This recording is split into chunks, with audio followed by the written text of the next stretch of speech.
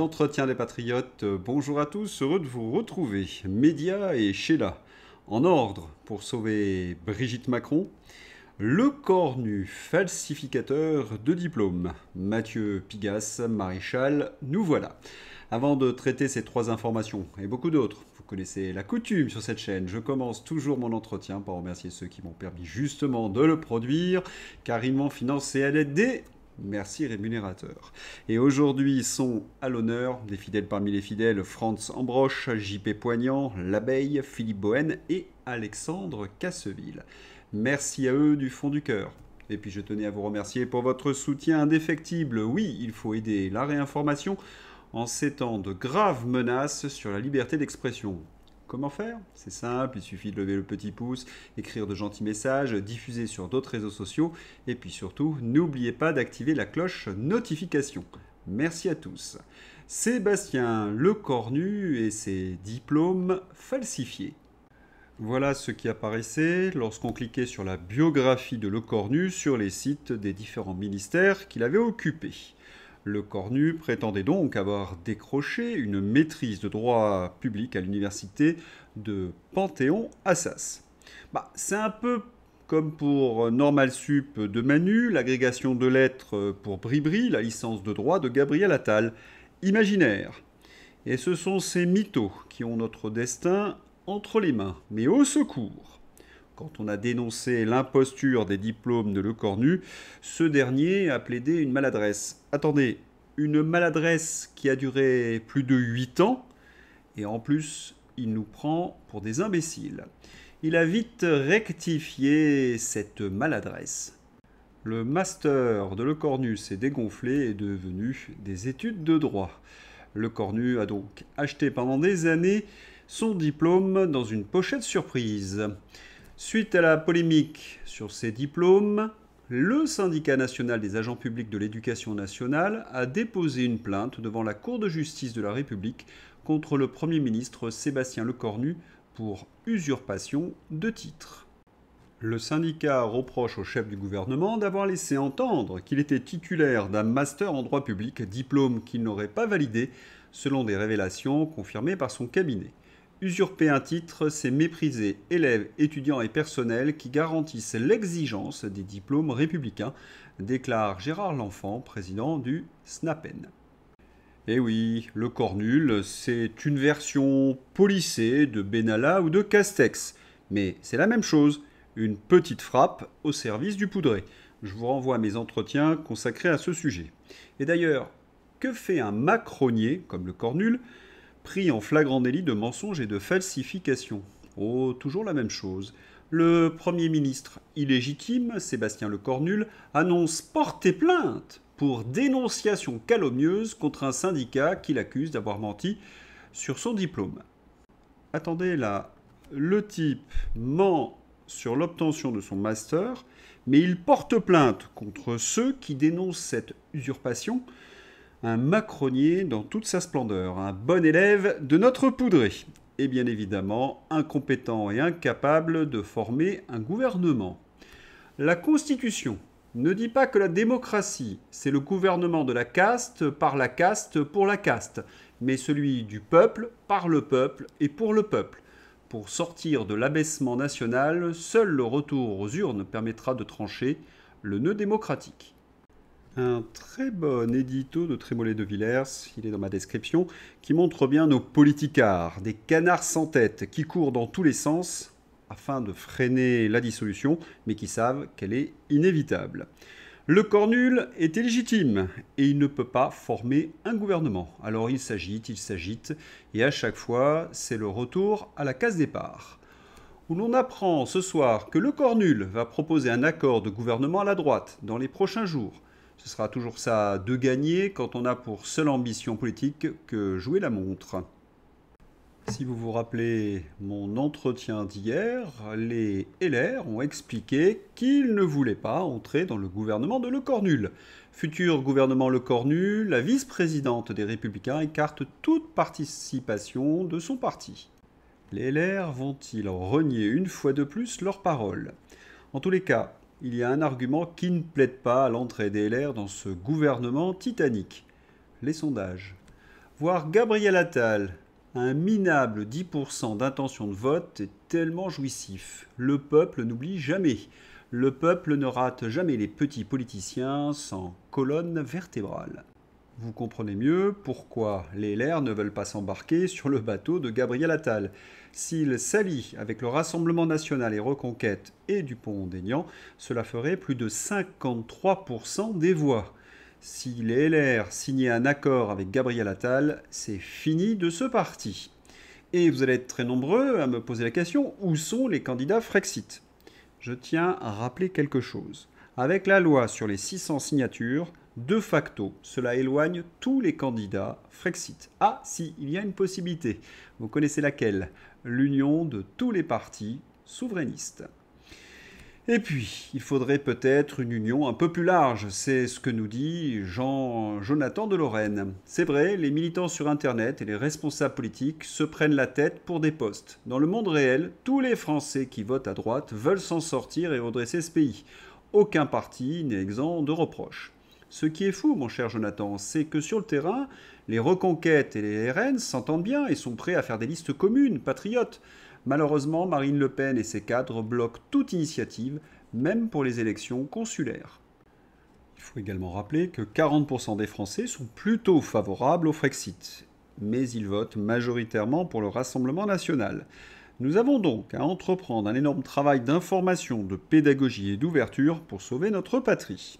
Et puis, l'actualité nous est favorable avec tous ces scandales. Le maire PS du 18e arrondissement fait laver, entre autres, ses chemises aux frais des contribuables. 6 451 € de notes de pressing depuis sa réélection, passées en frais de représentation. Même Anne Hidalgo n'a pas osé.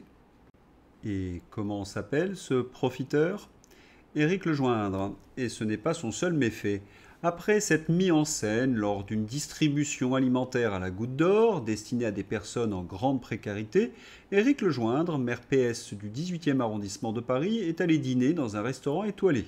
Ce dîner a été réglé avec l'argent du contribuable au titre des frais de représentation.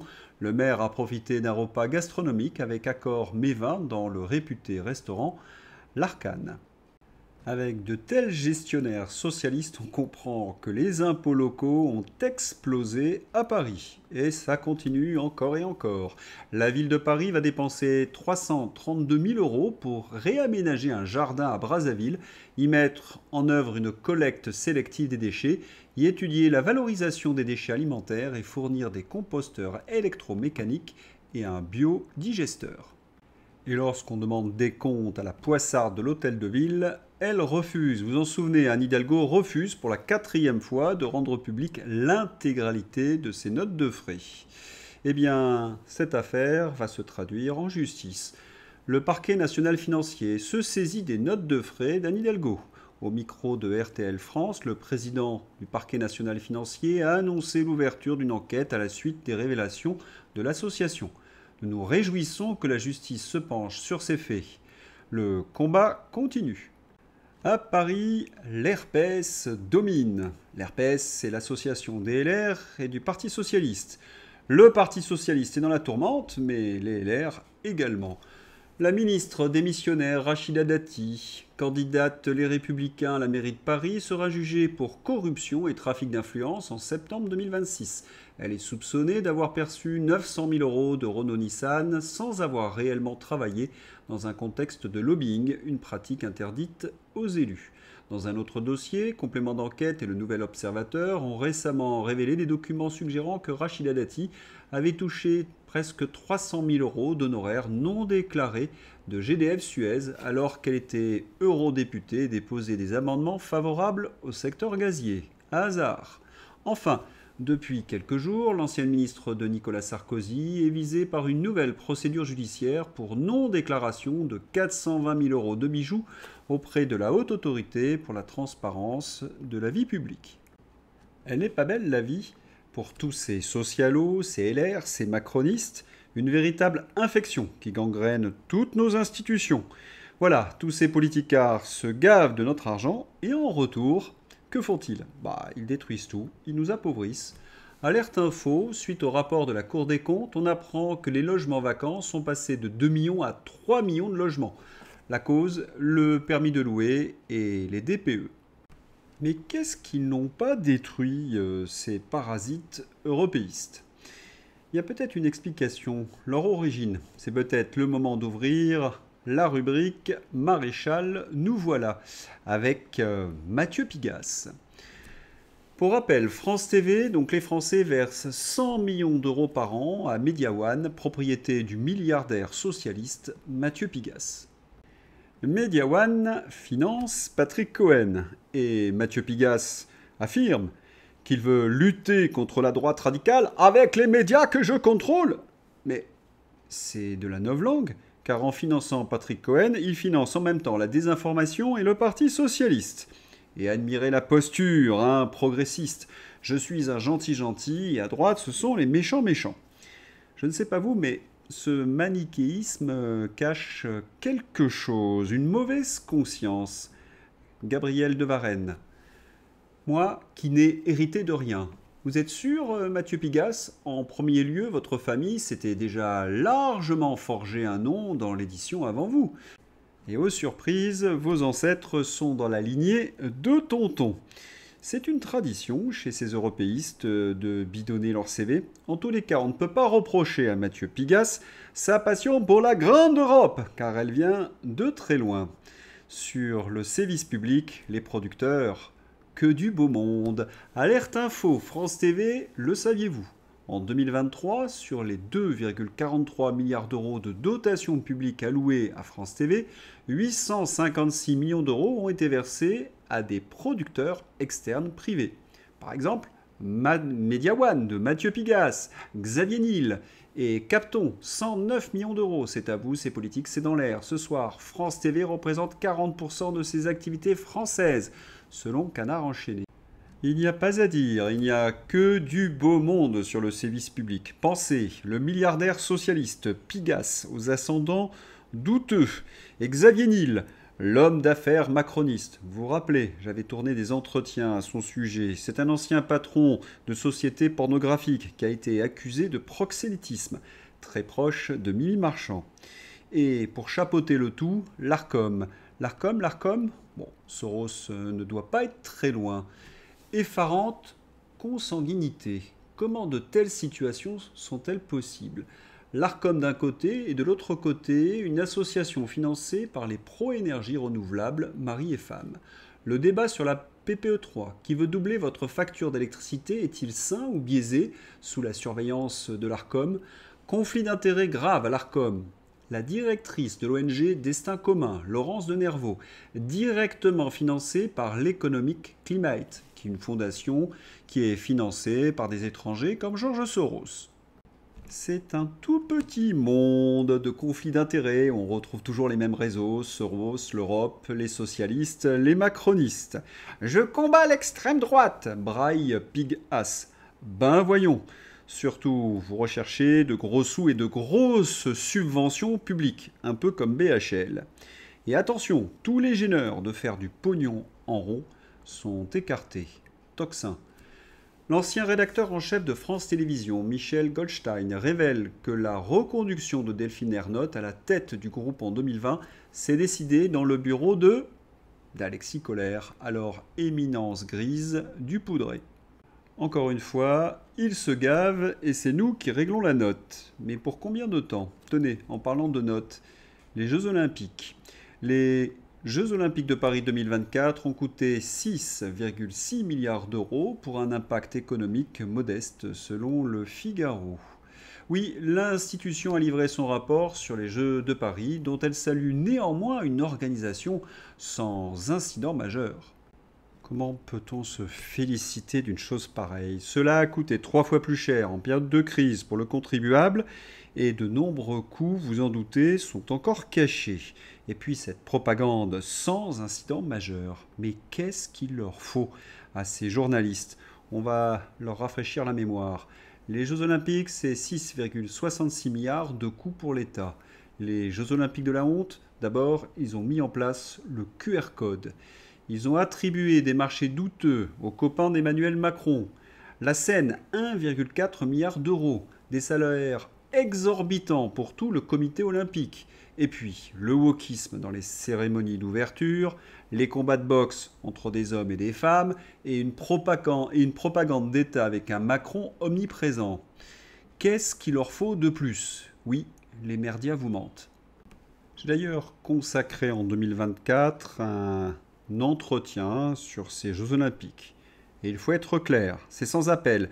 On n'a jamais vu un tel déluge de propagande, de corruption dans l'organisation des Jeux Olympiques dans un pays occidental.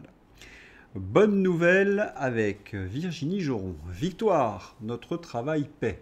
La pétition sur les émissions acoustiques des éoliennes est rouverte grâce à notre mobilisation.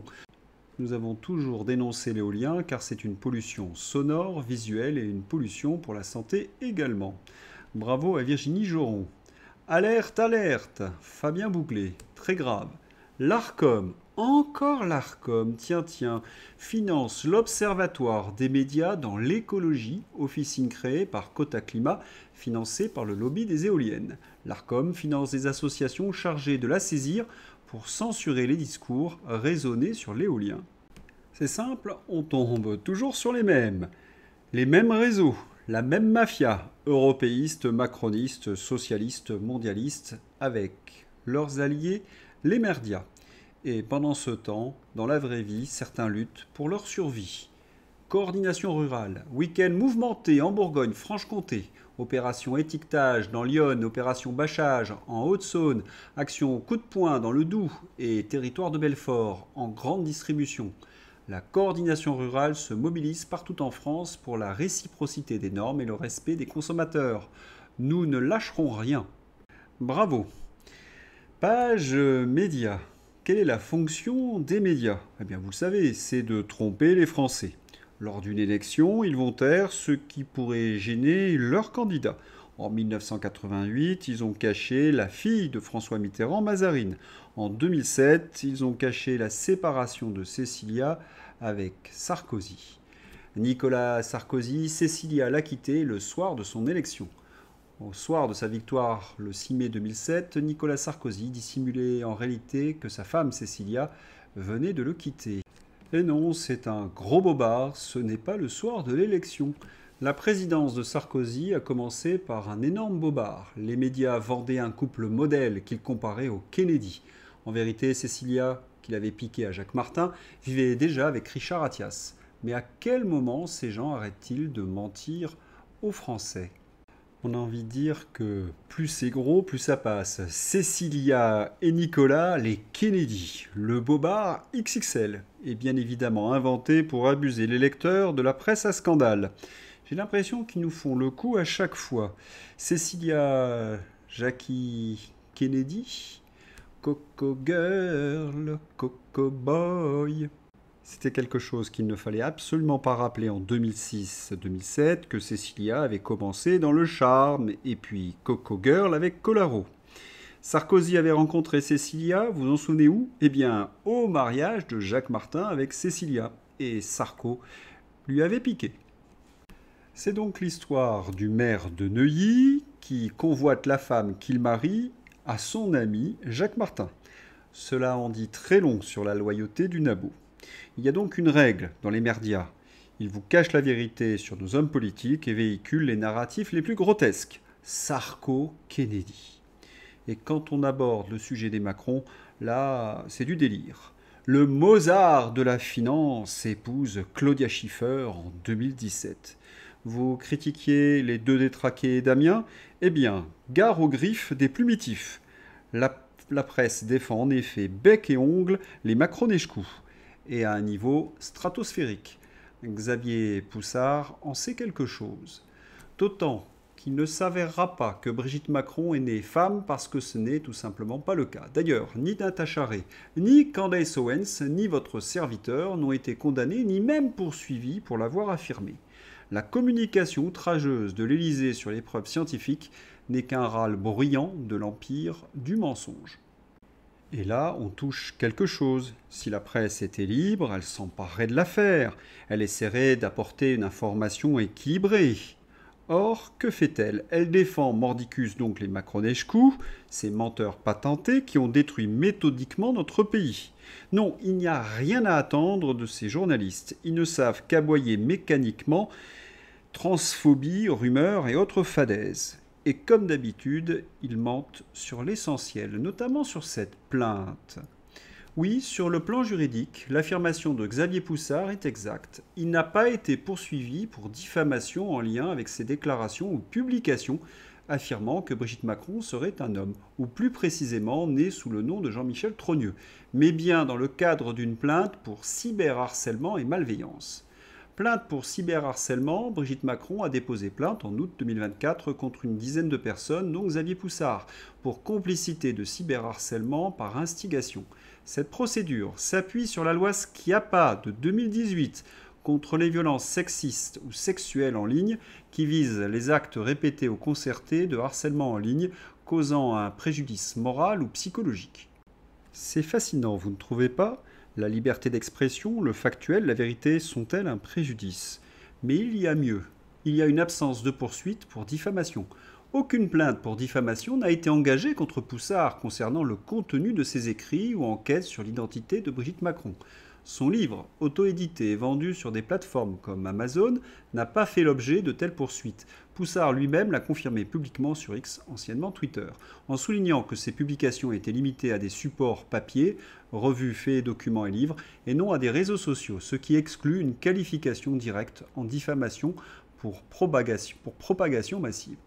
Les journalistes vous ont-ils informé de cela? Que nenni! Non, ils utilisent des techniques de diversion, des amalgames, des grandes phrases creuses pour défendre qui déjà? Les Macroneșcu. Et ils sont incapables d'apporter la moindre preuve. Affaire Brigitte est un homme. La défense des Macron dans l'embarras. Candace Owens exige un examen médical. Et c'est vraiment ce qui est frappant dans ce dossier, c'est l'impossibilité pour Brigitte de produire la moindre preuve, que des docs très douteux. Et Candace Owens n'étant pas attaquée sur le fond, il lui est donc très facile de montrer que c'est elle qui est harcelée. France 2, oui, le France 2 de Soros, de Pigasse, de Delphine Ernotte, de Léa Salamé, vole donc au secours des Macroneșcu, avec Sheila en tête de gondole. Sheila revient sur les folles rumeurs qui prétendaient qu'elle était un homme. Éric Dupond-Moretti rebondit en évoquant les rumeurs complotistes sur Bribri, quand les fake news s'attaquent aux femmes publiques. Mais quelle plaidoirie, mon Dieu! Dupond-Moretti à la rescousse des Macroneșcu. Oui, le responsable en partie du chaos sécuritaire, l'avocat des voyous, qui vient vomir sur l'extrême droite. D'abord, quel est le rapport entre Bribri et l'extrême droite? Aucun, car sur le dossier Bribri, quels que soient les engagements à droite et à gauche, Bribri n'a plus vraiment la cote d'Adam. Et puis, Sheila, en quoi est-ce une preuve? C'est tout ce qu'ils ont dans leur musette. La ficelle est grossière, elle s'appuie sur un pathos lamentable, et j'ai presque envie de dire que cela conforterait les thèses de Xavier Poussard, de Natacha Ray et de Candace Owens. Les fonctionnaires du ministère de la Vérité, dans quelle époque, mènent l'enquête? Candace Owens serait le mal absolu, l'extrême droite complotiste, se rappeler qu'ils ont toujours eu raison à l'avance, alors qu'un simple test ADN aurait bouclé cette affaire depuis des années. Franchement, mouiller la pauvre Sheila dans cette sinistre affaire. Quel va être leur prochain témoin de moralité? Amanda Lear? Allez, international. Plan de paix à Gaza, Netanyahou souscrit mais menace de terminer le travail. Les deux dirigeants ont annoncé un plan en 20 points pour mettre fin à la guerre de Gaza, obtenir la libération des otages dans les 72 heures, désarmer le Hamas et établir un organe de gouvernement de transition pour la bande de Gaza. La paix enfin dans cette partie du monde à suivre. Zelensky. L'Ukraine aura besoin de 120 milliards de dollars pour mener la guerre en 2026. Le budget national couvre 60 milliards. Les 60 milliards restants devront être obtenus ailleurs. Un modèle économique très lucratif. Les Ukrainiens contribuent à hauteur de 60 milliards, tandis que les partenaires internationaux fournissent les 60 autres milliards pour empêcher une victoire russe. Combien de milliards Zelensky gagne-t-il grâce à la corruption? Combien d'argent les fournisseurs de cette aide financière conservent-ils pour eux-mêmes? On peut dire ce qu'on veut, mais il est facile de deviner qui bénéficie vraiment de la prolongation de cette guerre. J'ai donné à l'Ukraine l'équivalent de 1500 hôpitaux. Et pas un homme politique pour arrêter cette folie. Votation en Suisse, référendum. Les Suisses ont officiellement adopté par référendum l'identité numérique à plus de 50%. Le vote des métropoles a fait basculer le scrutin en faveur de l'identité numérique. Des voix contestent la régularité du vote et d'autres appellent à un nouveau scrutin, étant donné que l'entreprise de télécommunications Swisscom a réalisé un don de 30 000 francs suisses pour soutenir le oui, ce qui lui est pourtant interdit car la majorité du capital de l'entreprise est détenue par l'État. Va-t-on vers une annulation de ce référendum? À suivre. Moldavie. Les médias allemands dénoncent l'ingérence électorale de l'Europe et l'interdiction de l'opposition. C'est tellement flagrant qu'ils en parlent eux-mêmes. Waouh! En France, c'est bien entendu impossible. Le 29 septembre, c'est la fête de Saint-Michel et des parachutistes. Il y avait une messe. Incroyable, en ce 29 septembre, jour de la Saint-Michel, les prières pour la France de croyants rassemblés à Paris font peur à un pouvoir à l'agonie. Urgent, Macron a peur de Saint-Michel ou bien d'une poignée de résistants qui prient pour sa destitution.